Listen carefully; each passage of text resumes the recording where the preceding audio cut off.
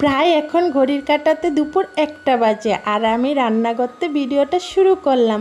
রোজ দিন তো আমাদের একটাই কাজ, তাই আজকে একটু অন্যরকম করে ভিডিওটা শুরু করলাম।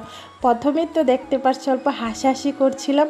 আমি যে রান্নাঘরে আসলে আমার খুব ভালো লাগে। এদিকে রান্না বসাই আমি জ্বালানাটা যখন খুলি না, পাশের বাড়ি দিদির সাথে কথা বলে বলে হাসাহাসি করে রান্না করে আমার খুব ভালো লাগে জানো।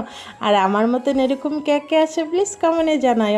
হ্যালো আমার প্রিয় বন্ধুরা, আমার নতুন একটা মিনি ব্লগে তোমাদের অনেক অনেক বুক ভরা ভালোবাসা রইল।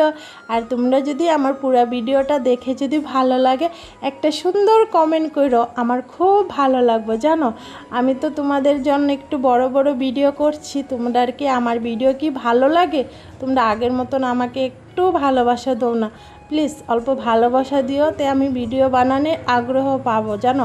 আর আগে যেন আমার ভিডিওতে অল্প স্বল্প ভিউজ হতো, এখনও যেন কি হয়েছে ভিউজই হয় না। কি ভিডিও করব আমি কিছুই বুঝতে পাই না জানো। কত রকমের চেষ্টা করি, শর্ট ভিডিও, লং ভিডিও, তো এখন তোমাদের ইচ্ছায় আমি লং ভিডিও দিচ্ছি। আর এখন যদি লং ভিডিও দেওয়াতেও যদি তোমরা অল্প ভালোবাসা না দাও তো আমার মনে খুব খারাপ লাগবে জানো। আর এদিকে রান্না বসাইতে বসাইতে আমার শাশুড়ি মা তো দেখতে পাচ্ছ সবজি মবজি সব কেটে দিল। আর শাশুড়ি মা আমাকে সবসময় সবজি কেটে দেয়, সত্যি অল্প ঝোল দিয়ে হয় জানো। একসাথে থাকলে যখন মিশে মিলে তখন তো কতই ভালো লাগে না। আর এর মধ্যে তো আমার আজকে ছেলের পরীক্ষা আরম্ভ হয়েছিল, একটা শর্ট ভিডিওতে তো দেখতে পারলা। সকালে মা গিয়েছে জানো, আমার থেকে বেশি যেন আমার শাশুড়ি মা আমার ছেলে দায়িত্ব বেশি জানো। আজকে পরীক্ষা হয়েছে, সারাদিন স্কুলে বসে আসলো জানো। এই যে 11:30টার সময় আসলো আইসা, আর আমার যদি কেটে না দেয় আমি তো রান্না বসাইতেই পারি না, সত্যি কী রানবো কি না আমি বুঝতেই পারি না। এখন আসা মা কেটে দিল, পরে আমি যে রান্না বসাইতে আসলাম। আর এদিকে জানো প্রচুর হাওয়া চলতেছিল জানো।